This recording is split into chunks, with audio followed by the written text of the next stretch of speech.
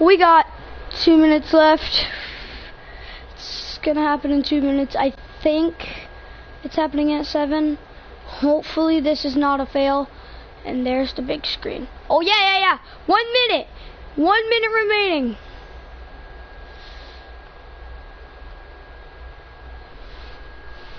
One minute remaining, guys.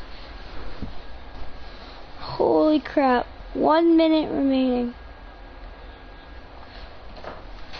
Oh my god. Oh my god. Show starts in 1 minute. Also, yeah. Shout out to my friend right here. This is my friend. He doesn't play Fortnite. He doesn't really like Fortnite. He just wanted to come here for the event with me, so I wasn't all lonely. I don't like being lonely. Do you like being lonely? No? No? You ready? Are you ready? Are you? Yeah?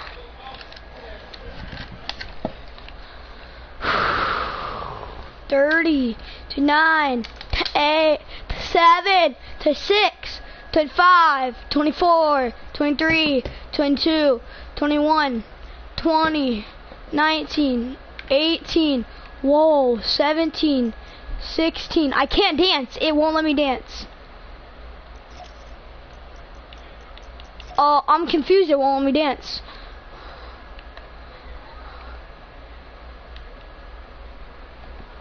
Oh my god. This should be starting any minute, guys. Any minute, guys. This should be starting any minute. There we go. Oh, wait. What happened?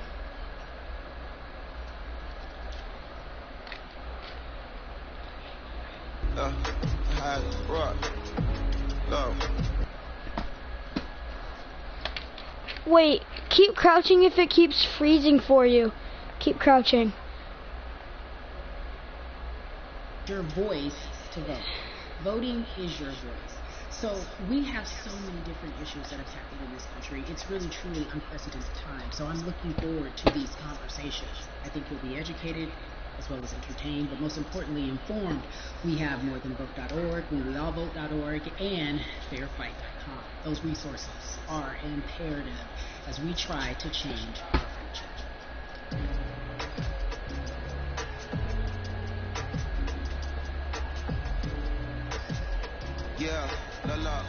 There's no way that we can talk about hip-hop, or even the fact that we want to talk about activism, black voter suppression, without bringing in this guy straight from Texas. We were talking about Bumby. He is an activist, scholar, and an all-around gentleman. Thank you so much for spending some time with us. It's fun. I don't want to start heavy, but I guess I have to, because that's where we are in the world today. It's heavy as hell. And when you think about what needs to happen in this country in terms of change, what's the first thing that you think of? Equality.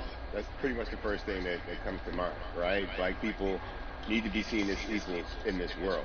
You know, we had to fight just to be recognized as a full citizens in this country and not 3/5. The world is now seeing what we've known for so long in the culture and in the community. The one way that we can fight is obviously voting. Talk to me about what voting means to you. I hear people all the time talk about one vote doesn't matter and that voting doesn't make a difference. If that's true, why do they work so hard to suppress the black vote? Because they understand the power of the vote. And so it's time that black people collectively also understand the power of their vote. And not just on a national level, because a lot of times we only have this conversation every 4 years. People need to be very much involved in their local politics. They need to understand who their elected officials are, where they stand on issues that affect you. You need to use your vote to either support the ones that care about you and your condition, or to elect people who do. A newer initiative that we're dealing with is educating felons, right? So in the state of Texas, if you're a felon, right, if you've been to jail or to prison, but you're no longer on probation or parole, you have the right to register to vote. Another thing that was just brought to my attention is an initiative called The Orange, which is happening not just in Houston, but all over the country. If you're in jail currently during pre-trial, but you have not been convicted, like you're still in jail waiting for your day in court, you are still eligible to vote. And you said something so key. They work so hard to hope that we stay uninformed, or more importantly, to suppress the black vote. If you could do one thing with this message that we're trying to send today about how important voting is, what type of images would you like for people to understand and see when they go to these polls and vote, or when they cast their ballots? I think the images that we've all seen, you know what I'm saying, for decades in this country, if not centuries in this country, we've seen black people oppressed, we've seen black people attacked. So every time you look back and you see those old black and white images of people of color being attacked by dogs and people of color being sprayed with hoses, that's what they were fighting for. Back then, they were just fighting for a chance to vote. People like Martin Luther King Jr., people like Malcolm X, these people died to help us be in a position to have the power that we have now, which is to be able to cast a vote and make a decision about the people that have controls over our lives. So, I mean, if you in your own community need a reason to vote, look at a person like George Floyd. If the people in your city are not open to police reform, are not open to having a conversation about defunding the police, are not open to issues concerning economic equality, judicial equality, and racial equality, right? If they're scared to say Black Lives Matter, you have the power to put people in those positions who do believe that Black Lives Matter, who do believe in racial equality, economic equality, judicial equality, That's right. right? That's right. Who see us as human beings. And if the people in your community don't feel that way, vote them out. It's that simple. It's just vote them out. We don't have enough time to sit around and hope that people change their minds. Yeah, Bumpy, you point out something so important. We have the power, and that is in our vote, and that is with our voice, and that's how we use our voice. I think of where we are right now. People say this is a particular moment, but it is a movement, not just a moment, it is a movement. Why, in your opinion, was it George Floyd's death? Why was that the chosen brutality for people to say, oh my God, black people are still oppressed in this country, and it is not fair? I think it's twofold, Carrie. In so many different encounters between people of color and the police, there simply is no proof of what happened in the interaction. And so what happens is in a court of law, it tends to lean towards the policeman's point of view, right? In this case, we saw very clearly what happened. I think the other thing is due to the fact that everyone was at home, basically, during this time period in relation to the coronavirus, you couldn't avoid it, right? It was on every television station. It was on every social media platform. Everywhere you turn, you were constantly hit upside the head with this message. You see in the interaction that this man did nothing to deserve what happened. That's right. I think that's so well said, because if you think about it, in the grand scheme of things, it wasn't worth it, and he didn't have to lose his life. I think that you touched on something that a lot of people talk about, and that is now defunding the police. That has been such a huge conversation, but there's so many misconceptions around defunding and dismantling. If you will, educate the audience. All right, so most people, when they hear the term defund the police, they tend to think of, oh, they're going to take away our police department. Nothing could be further from the point. Defunding the police means that in certain communities, even Houston, take for example, we had over $1 billion allocated to our police force. Now, what is that money being used for? Some of that money tends to be allocated towards riot shields, right? Pepper spray, right? That kind of thing. That's only used against the people that fund this budget, right? So why would the people want to supply the police with the means to oppress them? If the police are concerned about the situations in certain communities with a higher crime rate, well, higher crime rates tend to happen in communities where there's not employment opportunities, right? There's not a lot of social services, and people are going to do what they need to do to take care of themselves and their families. When the community has more opportunities for employment, more opportunities for upward mobility, then they tend to be less of a strain on the government. They tend to have a lower crime rate. And because of that, we'll have less need for the police in those communities. You are passionate about so many different things in terms of making sure that we are holding our leaders accountable. Talk to me about some of the other projects that you're working on. Well, right now, obviously, being a part of More Than a Vote is essential. We're dealing with primaries in this country right now. And we just want to educate people. We want to inform people because people are tired. They're angry. They're concerned. And they want information and they want action. And so we want to make sure that we give them the right information and lead them in the right direction. And we thank the people that do not look like us for standing with us right now, because it's very important that people who aren't black be involved. Because if black people could have gotten rid of racism, we would have done it hundreds of years ago. And so I'm trying to use my voice and my platform just to let people know that if they feel like I do, there's a number of places they can go to enact change in their community. People need to know about how their city council runs. They need to know that they have the ability to speak when city council meets, to let them know that that's not the way that they feel their city needs to be run. Those are not the places that they feel the money of their community needs to be allocated. And Bubby, even a step further, they can run for office in their local community. They can run for positions. Like, people act like they leave it up to somebody else. If you're upset, it's not hard to get on the school board. It's not hard to be a part of the city council. It really isn't. And depending on how small your town is, you could be a mayor. It's the power is with the people, and we need to just know that that's happening. Absolutely. And it's always been with the people. You know, if you look at Trayvon Martin's mother, Sabrina Fulton, right? She felt that there was a system of racism and a system of oppression that led to her son's death. And so what did she do? She ran for city council, and she was elected city council. Our own former president, 44, Barack Obama, right, started in the community as an activist, ran for an elected position, became senator, ran for another elected position, and became president of the United States. So don't think that you can't make a difference. You know what I'm saying? You don't need a lot of money. You don't need a lot of power. Your voice is enough to make a difference. Amen. I feel like I need to go out and run for something. You gave me a rousing speech there, sir. I'd be remiss if I didn't ask you this.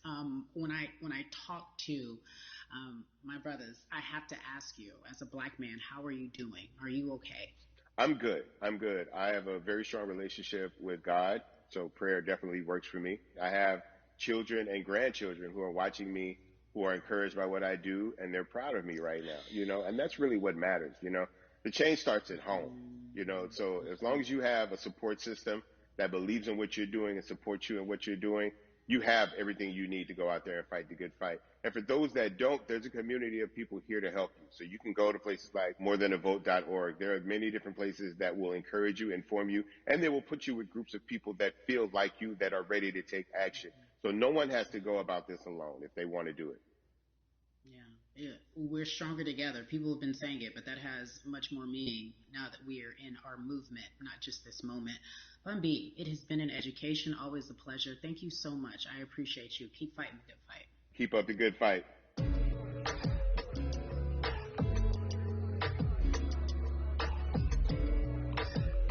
Yeah, la.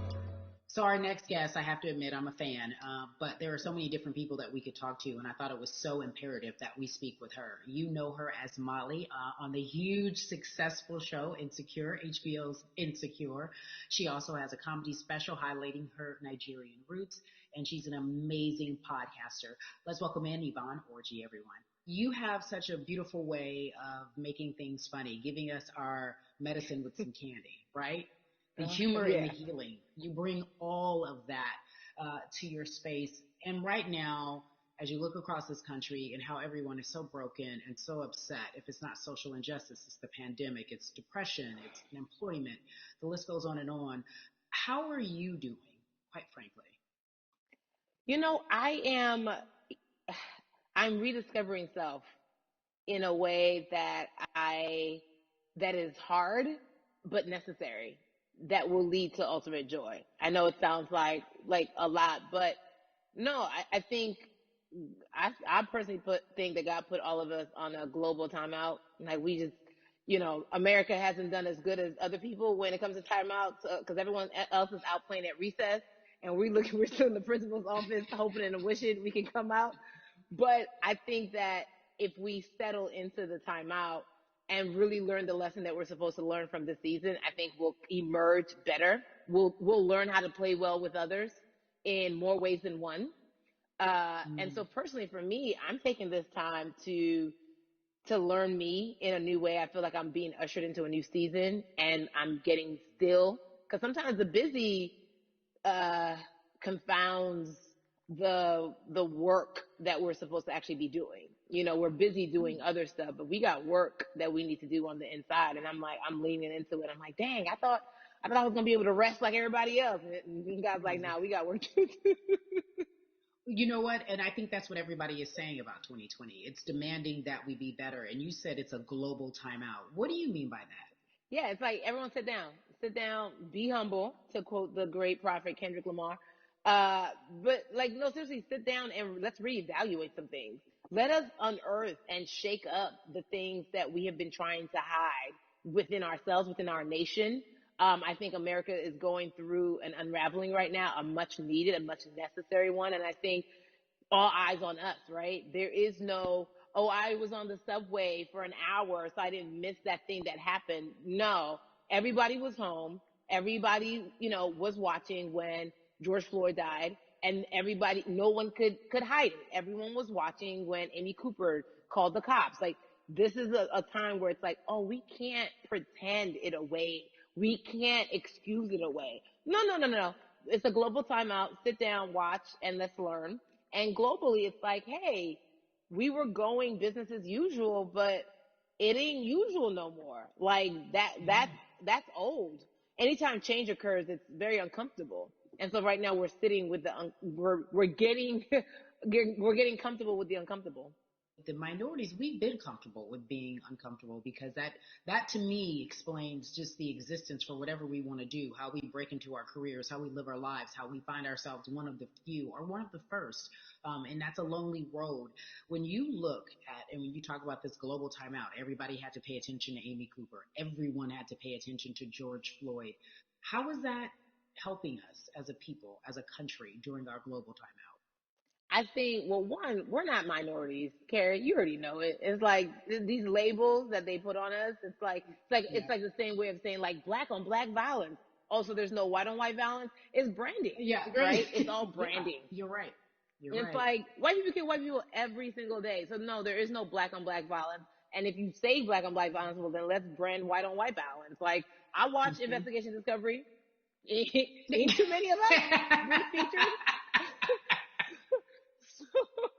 So, I just even but to answer your question, what does that do? I think what everyone expected is what has happened in the past when the world was still open, right? In that, okay, you had everyone, from Trayvon Martin to Castillo to Sandra Bland, you had all of these lives lost, and black people made some noise. We rioted, we got out in the streets, we started the Black Lives Matter movement, all of those things. And then white people kind of just like, oh, let's give them something. And then it's just like, is it over? It's like Oscars so black. Okay, good. We gave some Oscars. Are we good now? Like, are we even? And now it's just like, oh no. This is not about like a Band-Aid. It's like, yo, we might have to amputate the leg a little bit, but it's all right because by amputating the leg, we're gonna save the body. And so I think that's what's happening now. Like America is realizing like, oh, black people aren't just making a little bit of noise. Like the protests are still out. The conversations are still being had. The change is still being demanded. And I think they're seeing, oh, this is not going no way. And no, it's not, because we need systematic change. What a beautiful way to explore what is happening and describe our country. We might have to amputate the leg, but that's to save the body. That's what's happening right now. That's beautiful, Yvonne. And to that end, I have to ask you this, because the way that we do that, we use our voice. And our voice right now in this world, in this country, is our vote. And everyone talks about voting and how important it is, but I feel like more than ever we understand that it's not just about voting every 4 years for the man in office. It's about your local elections. It's about the mayor. It is about the district attorney, the people who have the power to bring charges against police if police brutality is an issue in your community. If you care about your school district, you can run for the school board. I ask this of you, right? Your parents are from Nigeria. You are Nigerian. You talk about that very lovingly. What does voting mean for you? I think voting is power. I remember, I became a naturalized citizen back in the 90s when, because I was still a minor, my mom naturalized, and so we were able to do it under her. And just even that power of like, we are American citizens and all the access that we have by being citizens, one of those accesses and those access to power being voting, it's a big deal. It's a big deal because not only do we have the opportunity to be in this country, but now we can be of the country. We can be of the systems. We can be of the rules. We can be of what it actually affords. But I think going back to your earlier comment about just the setup of systems, I think we are done a disservice, either it's schools or whatever it is. And I'm not putting teachers on blast. I think teachers do a phenomenal job. But for some reason, We do not, and give them all the raises. I know too many parents who are like, this child of mine, I do love them, but hey, who, where can I drop them off? And I do think that there's a disservice done because, again, when we talk about them, to your point, we talk about every 4 years. It's important to vote for the presidency. We don't realize, like, oh, snap, we actually can vote about, like, how much our libraries get. It's like small things like that, but they make a big difference. When you think of voter suppression in this country, what does it look like for you? It's the systems. When we talk about voter suppression, we also talk about systematic racism, right? It's all the systems that set up. And we've normalized, okay, maybe your job will give you a half day, or maybe, you'll be able to get this luxury. It shouldn't be a luxury. It should be built into the system. It should be built into the fabric of how we vote. But maybe you'll be able to get this luxury in order to enable you to go vote. Think about everything disenfranchised, marginalized, Black person has to endure in a day. So in a day, you need to get to work. If something happens to your car, if something happens to your child care, if something happens to, there's so many factors along the way that can send you into a tailspin as an American. And then you add on as a person of color. If you're just trying to get to vote and you already have to go through all of these hurdles and hoops in your everyday life, imagine the one day when your voice really is supposed to matter the most in this country. But then you also see all the times that you tried to have your voice matter, and then it's been shut down, repressed, told it doesn't matter. And then you're kind of like, what's the point? How do we keep hope though? If I'm watching this right now, how do we as a people stay hopeful? How do we believe in the promise that these quote unquote forefathers have given us? Because have you met Black people? By default, like hope is infused in our DNA. Like you know, like by default, like if we haven't been broken now through, be it through slavery, through capitalism, Give it to me. through Give it to me. colonization, through segregation, You're right. through I mean, listen, the history of Black people in this country is, at one point we were 3/5 the people. Mm-hmm. That's it. That was a written law. And look at us now. We are whole. We are Black girl magic. We are Black boy joy. We are, you know what I'm saying? What I think about in terms of giving us hope, right? We're making a lot of people nervous right now, Carrie. We're making a lot of people nervous right now because they're like, dang, we put all these obstacles in their way, and these jokers are resilient. But that should give us hope. That should give us hope that, like, we can't stop, won't stop. I mean, I went to the school of Diddy. You know what I'm saying? Hashtag, Harlem shaking it right now. We can't stop, won't stop. And I think that's our motto. We can't stop voting and we won't stop voting. We can't stop marching and we won't stop marching. We can't stop thriving and we won't stop thriving. To that end, because you led me directly there, I've been asking everyone who's appeared on this platform, what does activism look like? And I feel like back in the day, we had an idea. Yes, it is marching. Yes, it is protesting. Yes, it is speaking out against things that we feel are not right or unjust. But talk to me about what activism looks like for Yvonne Orji. Listen, activism, I think the beauty of activism is that it has many faces, right? You're going to have the people on the front lines. Like, you know what? Martin Luther King marched, but there were a lot of women who were in the homes like, hey, BT Dubs, when they come back, this is how we support all the people who are marching on the front lines. And we're going to be here doing what we know to do best here. And you know what? Somebody needs to bail them out of jail so now we need to be in the community, getting money or whatever it is. So it's like everybody has a position to play. And so play your position like a shortstop, bruh. So whoever you are and whatever you do, play your position. So activism could look like, you know what? I'm not the one that's built to be on the front line, but you know what? My pockets go deep. So I'm going to support the people on the front line. I'm a comedian. Black joy is a form of activism. There's always a call for entertainers or celebrities that have the platform to do something. Why aren't you speaking out? I'm not a believer in thinking that it's mandatory. Like you said, everyone can be an activist and be activated in different ways. But talk to me about the connection. Talk to me about the marginalization in your world and how you feel like it even inspires you to say more and use your platform to do more.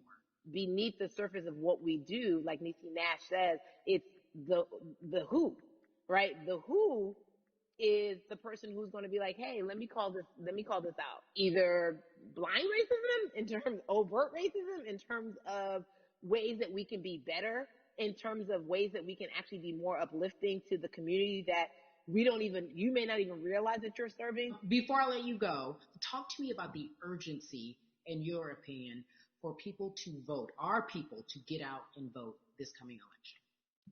Yeah, I mean, guys,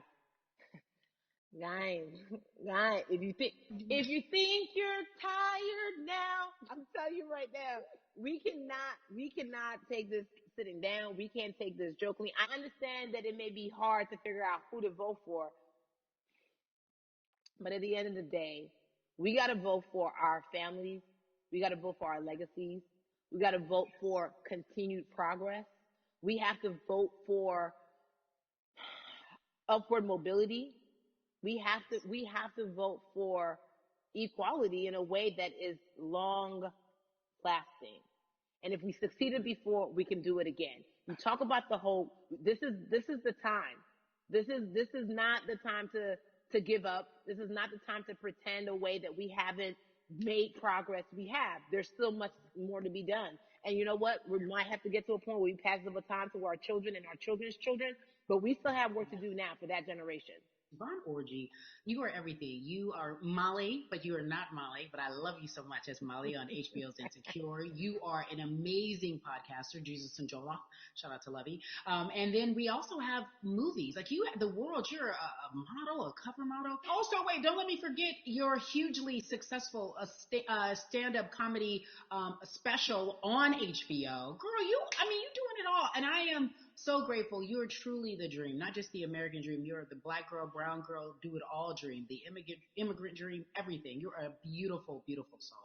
I really, really mean that from the bottom of my heart. Yvonne Orji, ladies and gentlemen, nothing but the best and excellence personified. Thank you so much, my friend. I love you so much, Mama. Mwah.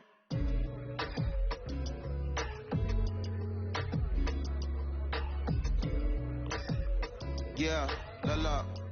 So Atlanta has been one of the hotbeds in terms of political unrest and social injustice. We've seen so much happen in that city, and we've also seen so much come from that city, including one of our very own founding fathers of the civil rights movement, and that's Martin Luther King Jr. But right now, we want to welcome in someone who has used this platform to talk about voting, to talk about racial injustice, and how he's trying to help.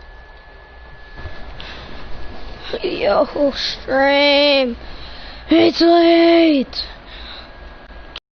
That late. It's only been 26 minutes. It's been on for 26 minutes. But I feel like that is...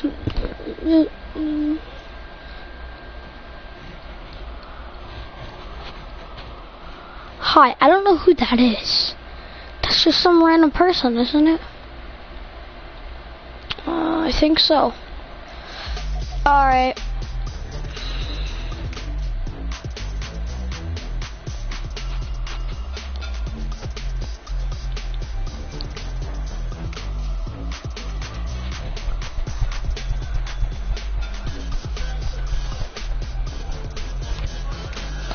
Well, that's it for the stream. I'll see y'all next time.